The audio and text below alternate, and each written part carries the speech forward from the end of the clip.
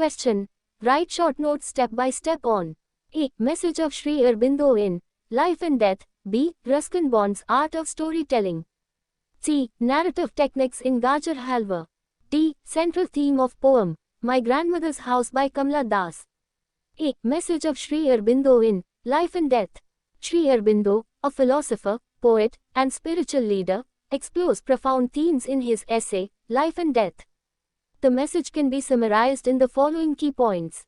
Integral vision of life. Sri Aurobindo emphasizes an integral approach to life, advocating for a holistic understanding that transcends dualities. Life and death are not opposing forces but interconnected aspects of a larger cosmic journey. Evolution of consciousness. Central to Aurobindo's message is the idea of evolution, not just biological but also spiritual. He envisions life as a continuous evolution of consciousness, moving towards a higher, divine existence. Spiritual transformation. Aurobindo sees death not as the end but as a transition. Death becomes a means for the soul's liberation in its journey towards a higher spiritual plane. It is a transformation rather than an annihilation. Purpose of life. According to Aurobindo, life's purpose is not limited to material success or individual happiness. Instead, it is a process through which the soul evolves, learns, and ultimately realizes its divine potential. B. Ruskin Bond's Art of Storytelling. Ruskin Bond, a celebrated Indian author, is known for his captivating storytelling. His art of storytelling can be understood through the following elements. Simple and engaging narratives. Bond's stories are characterized by simplicity and relatability. He weaves narratives that resonate with the common experiences of readers, drawing them into the world he creates. Connection with nature. Nature plays a pivotal role in Bond's stories. His vivid descriptions of the natural surroundings create a rich backdrop for his narratives, fostering a deep connection between the characters and their environment. Characterization. Bond excels in creating memorable characters. His protagonists often belong to the everyday world, making them identifiable to readers. Through nuanced characterization, he brings out the complexities of human relationships. Incorporation of themes of love, friendship, loss, and the beauty of simplicity are recurrent in Bond's works. His stories often carry a subtle message or reflection on life, making them more than just entertaining tales. C. Narrative Techniques in Gajar Halwa. Gajar Halwa, a short story by O. Henry, showcases the author's masterful use of narrative techniques. Twist endings. O. Henry is renowned for his surprise endings. In Gajar Halwa, he employs a twist that redefines the reader's understanding of the narrative, adding depth and intrigue to the storyline. Irony and humor. The story incorporates O. Henry's signature humor and irony. Through clever wordplay and situational comedy, he engages readers while delivering a poignant message. Character foils. O. Henry uses contrasting characters to highlight societal nuances. The characters in Gajar Halwa serve as foils to each other, emphasizing the disparities in their perspectives and lifestyles. Economy of words. O. Henry excels in conveying profound ideas with economy of words. Gajar Halwa is a testament to his ability to craft a compelling narrative using concise and impactful language. D. Central theme of the poem, My Grandmother's House, by Kamla Das. Kamla Das' poem, My Grandmother's House, explores themes of identity, nostalgia, and the impact of societal expectations. Search for identity. The poet reflects on her journey in search of identity. The grandmother's house becomes a metaphor for the poet's roots, and the exploration of it becomes a quest for self-discovery. Nostalgia and childhood memories. The poem is infused with a deep sense of nostalgia as the poet recalls the warmth and simplicity of her grandmother's house. Childhood memories are portrayed as a sanctuary that contrasts with the complexities of adulthood. Conflict with tradition. Kamla Das grapples with the societal norms and expectations imposed on her. The conflict between the poet's individuality and the conformities of tradition is a central theme, reflecting the broader struggle of women in patriarchal societies. Spiritual undertones. The poem delves into spiritual dimensions, with the grandmother's house symbolizing a sacred space. It becomes a place of solace and spiritual connection, suggesting a yearning for a deeper understanding of life beyond material concerns. In summary, each of these works, Sri Aurobindo's essay, Ruskin Bond's storytelling. O. Henry's narrative techniques, and Kamla Das' poem offers unique insights into life, death, storytelling, and personal identity, showcasing the depth and diversity of literary exploration.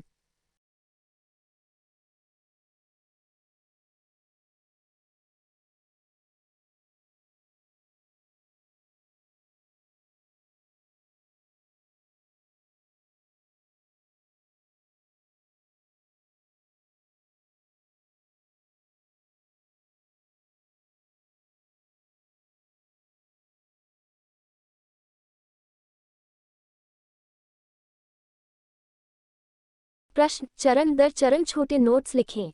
क, जीवन और मृत्यु में श्री अरबिंदो का संदेश। ख, Ruskin bond की कहानी कहने की कला। ग, गाजर हलवा में वर्णनात्मक तकनीकें। घ, कमला दास की कविता मेरी दादी का घर का केंद्रीय विषय। ट, जीवन और मृत्यु में श्री अरबिंदो का संदेश। दार्शनिक, कवि और आध्यात्मिक नेता श्री अरबिंदो अपने निबंध जीवन और मृत्यु में गहन विषयों की खोज करते हैं। संदेश को निम्नलिखित मुख्य बिंदुओं में संक्षेपित किया जा सकता है। जीवन का अभिन्न दृष्टिकोण। श्री अरबिंदो जीवन के लिए एक अभिन्न दृष्टिकोण पर जोर देते हैं, एक समग्र समझ की वकालत करते हैं जो द्वैत से परे है। जीवन और मृत्यु कोई विरोधी ताकतें नहीं हैं, बल्कि एक बड़ी ब्रह्मांडीय यात्रा के परस्पर जुड़े हुए पहलू हैं। चेतना का विकास। अरबिंदो के संदेश के केंद्र में विकास का विचार है, न केवल जैविक बल्कि आध्यात्मिक भी। वह जीवन को चेतना के निरंतर विकास, उच्चतर दिव्य अस्तित्व की ओर बढ़ने के रूप में देखता है।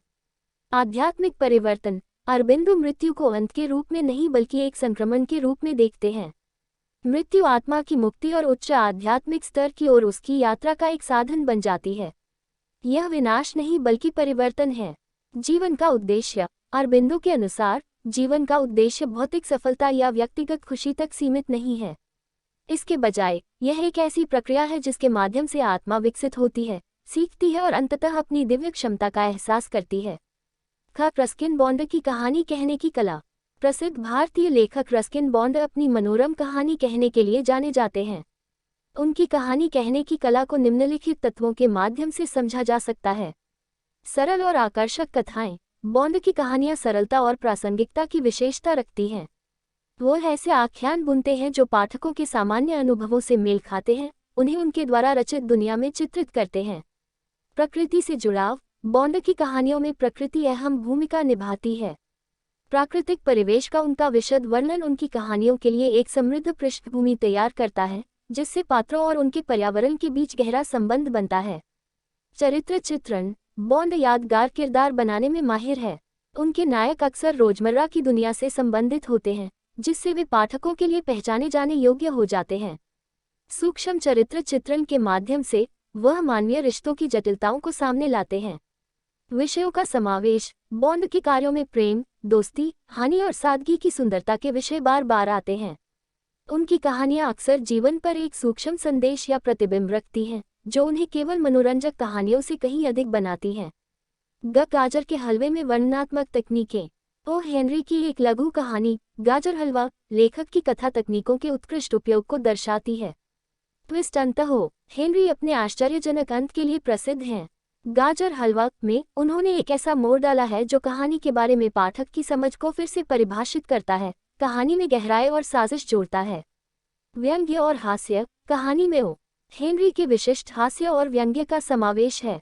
चतुर वदपले और स्थितिजन्य कॉमेडी के माध्यम से वह एक मार्मिक संदेश देते हुए पाठकों को बांधे रखता है। चरित्र फॉइल। ओ हेनरी सामाजिक बारीकियों को उजागर करने के लिए विपरीत चरित्रों का उपयोग करते हैं। गाजर हलवा के पात्र एक दूसरे के लिए शत्रु के रूप में काम करते हैं, उनके दृष्टिकोण और जीवन शैली में असमानताओं पर जोर देते हैं। शब्दों की मितव्ययता। ओ हेनरी शब्दों की मितव्ययता से गहन विचारों को व्यक्त करने में माहिर हैं। गाजर हलवा संक्षिप्त और प्रभावशाली भाषा का उपयोग करके एक सम्मोहक कथा गढ़ने की उनकी क्षमता का प्रमाण है। घ, कमला दास की कविता मेरी दादी का घर का केंद्रीय विषय। कमला दास की कविता मेरी दादी का घर पहचान, पुरानी यादों और सामाजिक अपेक्षाओं के प्रभाव के विषयों की पड़ताल करती है। पहचान की खोज। कवि पहचान की तलाश में अपनी यात्रा पर विचार करता है। दादी का घर कवि की जड़ों का रूपक बन जाता है और उसकी खोज आत्मखोज की खोज बन जाती है। पुरानी यादें और बचपन की यादें। कविता पुरानी यादों की गहरी भावना से ओतप्रोत है क्योंकि कवि अपनी दादी के घर की गर्मजोशी और सादगी को याद करता है। बचपन की यादों को एक अभयारण्य के रूप में चित्रित किया गया है जो वयस्कता की जटिलताओं के विपरीत है। परंपरा के साथ संघर्ष। कमला दास अपने ऊपर थोपे गए सामाजिक मानदंडों और अपेक्षाओं से जूझती हैं। कवि के व्यक्तित्व और परंपरा की अनुरूपताओं के बीच संघर्ष एक केंद्रीय विषय है, जो पितृसत्तात्मक समाजों में महिलाओं के व्यापक संघर्ष को दर्शाता है। आध्यात्मिक स्वर। कविता आध्यात्मिक आयामों पर प्रकाश डालती है, जिसमें दादी का घर एक पवित्र स्थान का प्रतीक है। ये सांत्वना और आध्यात्मिक संबंध का स्थान बन जाता है, जो भौतिक चिंताओं से परे जीवन की गहरी समझ की लालसा का संकेत देता है। संक्षेप में, इनमें से प्रत्येक कारक श्री अरबिंदो का निबंध, रस्किन बॉन्ड की कहानी, ओ हेनरी की कथा तकनीक और कमला दास की कविता जीवन, मृत्यु, कहानी कहने और व्यक्तिगत पहचान में अद्वितीय अंतर्दृष्टि प्रदान करती है, जो साहित्यिक अन्वेषण की गहराई और विविधता को प्रदर्शित करती है।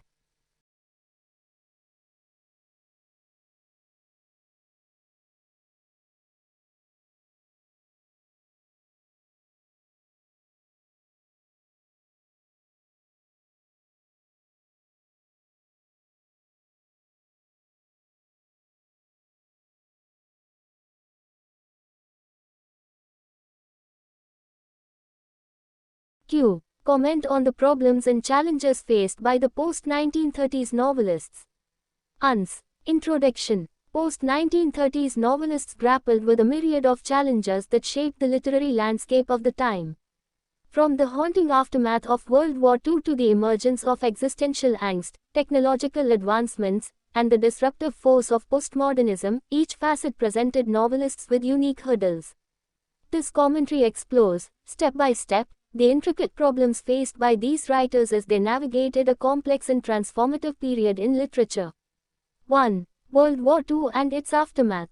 The defining event of the era, World War II, posed a profound challenge for novelists. They had to encapsulate the human experience amid the devastation, confronting the ethical dilemmas and existential questions that emerged from the conflict. The struggle was not only to depict the horrors of war realistically but also to find a narrative balance that acknowledged the darkness while offering some semblance of hope or understanding. 2. Existential angst and alienation. Existential philosophy permeated the post-1930s literary scene, introducing novelists to the challenges of portraying the profound existential angst and alienation that characterized the mid-20th century. Their task was to delve into the internal struggles of characters, depicting a sense of purposelessness while crafting narratives that resonated with an audience grappling with their own existential questions. This exploration demanded a delicate dance between the abstract and the relatable. 3. Technological advances and societal shifts. The rapid evolution of technology presented both opportunities and challenges. The rise of television and later the internet transformed how information was consumed, requiring novelists to adapt their storytelling techniques. Additionally, societal shifts, including civil rights and feminist movements, demanded a nuanced and inclusive approach. The challenge was to reflect these changes authentically, exploring how technology influenced human relationships and perceptions while capturing the nuances of evolving social dynamics. 4. Postmodernism and narrative experimentation. Postmodernism ushered in a revolution in narrative structures, challenging novelists to experiment with form, language, and perspective. This departure from traditional storytelling presented a dual challenge, maintaining reader engagement while pushing the boundaries of literary expression.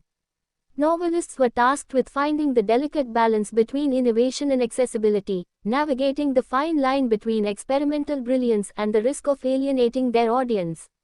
5. Economic pressures and publishing challenges. Economic hardships in the aftermath of World War II created practical challenges for novelists. The publishing industry underwent transformations, with commercial pressures sometimes stifling artistic freedom.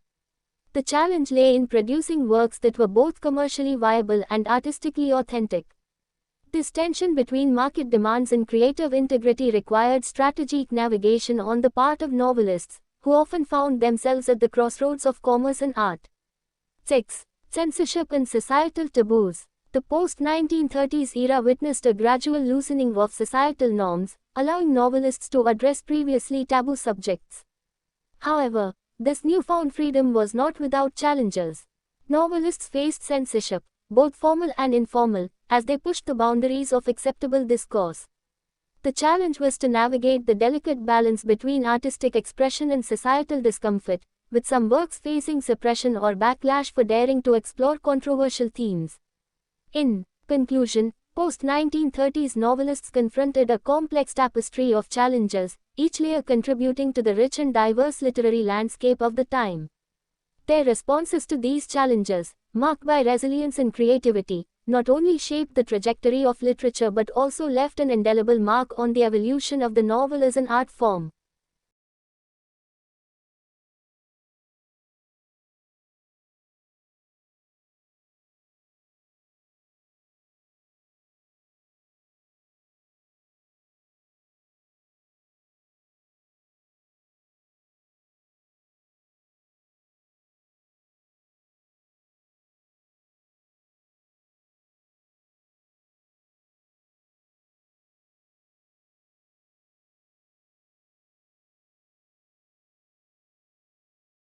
क्यों 1930 के दशक के बाद के उपन्यासकारों के सामने आने वाली समस्याओं और चुनौतियों पर टिप्पणी करें। अंश परिचय 1930 के दशक के बाद के उपन्यासकार उस चुनौतियों के असंख्य के साथ जूझ रहे थे जो उस समय के साहित्यिक परिदृश्य को आकार देते थे। द्वितीय विश्व युद्ध के बाद से अस्तित्ववादी एंगस्ट, तकनीकी प्रगति और उत्तर आधुनिकतावाद के विघटनकारी बल के उद्भव तक प्रत्येक पहलू ने उपन्यासकारों को अद्वितीय बाधाओं के साथ प्रस्तुत किया।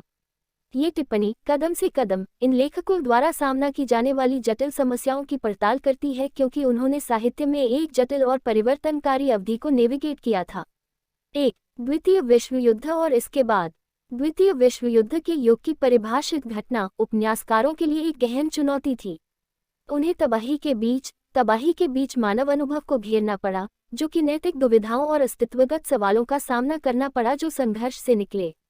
संघर्ष न केवल युद्ध की भयावहता को वास्तविक रूप से चित्रित करने के लिए था, बल्कि एक तथा संतुलन को खोजने के लिए भी था जो आशा या समझ के कुछ झलक पेश करते हुए अंधेरे को स्वीकार करता था।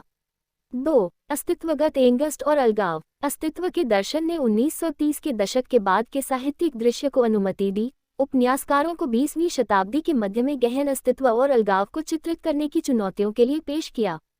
उनका कार्य पात्रों के आंतरिक संघर्षों में तल्लीन करना था, जो कि उनके स्वयं के अस्तित्व संबंधी सवालों के साथ एक दर्शकों के साथ प्रतिध्वनित कथाओं को तैयार करते हुए उद्देश्यहीनता की भावना का चित्रण करते हैं। इस अन्वेषण ने अमूर्त और भरोसेमंद के बीच एक नाजुक नृत्य की मांग की। 3. तकनीकी विकास और सामाजिक बदलाव। प्रौद्योगिकी के तेजी से विकास ने अवसरों और चुनौतियों दोनों को प्रस्तुत किया। टेलीविजन के उदय और बाद में इंटरनेट ने बदल दिया कि कैसे जानकारी का उपभोग किया गया। उपन्यासकारों को अपनी कहानी कहने की तकनीकों को अनुकूलित करने की आवश्यकता थी। इसके अतिरिक्त नागरिक अधिकारों और नारीवादी आंदोलनों सहित सामाजिक बदलावों ने एक बारीक और समावेशी दृष्टिकोण की मांग की। चुनौती इन परिवर्तनों को प्रामाणिक रूप से प्रतिबिंबित करने की थी, ये पता लगाना कि कैसे प्रौद्योगिकी ने सामाजिक गतिशीलता को विकसित करने की बारीकियों को कैप्चर करते हुए मानवीय संबंधों और धारणाओं को प्रभावित किया। 4. उत्तर आधुनिकवाद और कथा प्रयोग। उत्तर आधुनिकवाद ने कथा संरचनाओं में एक क्रांति की शुरुआत की, उपन्यासकारों को रूप, भाषा और परिप्रेक्ष्य के साथ प्रयोग करने के लिए चुनौती दी। पारंपरिक कहानी कहने के इस प्रस्थान ने एक दोहरी चुनौती प्रस्तुत की, साहित्यिक अभिव्यक्ति की सीमाओं को आगे बढ़ाते हुए पाठक जुड़ाव को बनाए रखना। उपन्यासकारों को नवाचार और पहुंच के बीच नाजुक संतुलन खोजने का काम सौंपा गया था, प्रयोगात्मक प्रतिभा और अपने दर्शकों को अलग करने के जोखिम के बीच ठीक रेखा को नेविगेट करना। 5. आर्थिक दबाव और प्रकाशन चुनौतियां। द्वितीय विश्व युद्ध के बाद आर्थिक कठिनाइयों ने उपन्यासकारों के लिए व्यावहारिक चुनौतियां पैदा की। प्रकाशन उद्योग में परिवर्तन हुआ, वाणिज्यिक दबावों के साथ कभी कभी कलात्मक स्वतंत्रता को रोकते हुए। ये चुनौती उन कार्यों के निर्माण में है जो व्यावसायिक रूप से व्यवहार्य और कलात्मक रूप से प्रामाणिक दोनों थे। बाजार की मांगों और रचनात्मक अखंडता के बीच इस तनाव को उपन्यासकारों की ओर से रणनीतिक नेविगेशन की आवश्यकता होती है, जो अक्सर खुद को वाणिज्य और कला के चौराहे पर पाते हैं। 6. सेंसरशिप और सामाजिक वर्जना। 1930 के दशक के बाद के युग में सामाजिक मानदंडों के एक क्रमिक ढीलेपन को देखा गया, जिससे उपन्यासकारों को पहले वर्जित विषयों को संबोधित करने की अनुमति मिली। हालांकि यह नई स्वतंत्रता चुनौतियों के बिना नहीं थी। उपन्यासकारों ने औपचारिक और अनौपचारिक दोनों तरह से सेंसरशिप का सामना किया, क्योंकि उन्होंने स्वीकार्य प्रवचन की सीमाओं को धक्का दिया। चुनौती कलात्मक अभिव्यक्ति और सामाजिक असुविधा के बीच नाजुक संतुलन को नेविगेट करने की थी। कुछ कामों के साथ विवादास्पद विषयों का पता लगाने के लिए दमन या बैकलैश का सामना करना पड़ रहा था। अंत में 1930 के दशक के बाद के उपन्यासकारों ने चुनौतियों के एक जटिल टेपेस्ट्री का सामना किया। प्रत्येक परत उस समय के समृद्ध और विविध साहित्यिक परिदृश्य में योगदान करती है। इन चुनौतियों के लिए उनकी प्रतिक्रियाएं, लचीलापन और रचनात्मकता द्वारा चिन्हित, न केवल साहित्य के प्रक्षेपवक्र को आकार दिया, बल्कि एक कला के रूप में उपन्यास के विकास पर एक अमिट छाप भी छोड़ दी।